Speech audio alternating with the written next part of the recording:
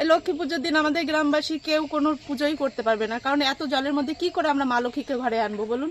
কারণ হচ্ছে গিয়ে এই আমরা মানে কোনো বছরই এই টাইমটাতে আমরা পুজো করতে পারি না, যেহেতু জল থাকে। সেই কারণে আমাদের সেই মাঘ মাসে গিয়ে মাঘী পূর্ণিমায় আমাদের পুজো করতে আমরা বাধ্য হই, কারণ মা লক্ষ্মীকে ঘরে পুজো না করলে আমাদের ঠিক ভালো লাগে না। তো এই কারণেই মন খারাপ হয়ে থাকে, কারণ এই মা দুর্গাকে আমরা কোনো বছরই একটু মুখ দেখতে যেতে পারি না, ছেলে মেয়েকে একটু জামা প্যান্ট কিনতে যেতেও পারি না।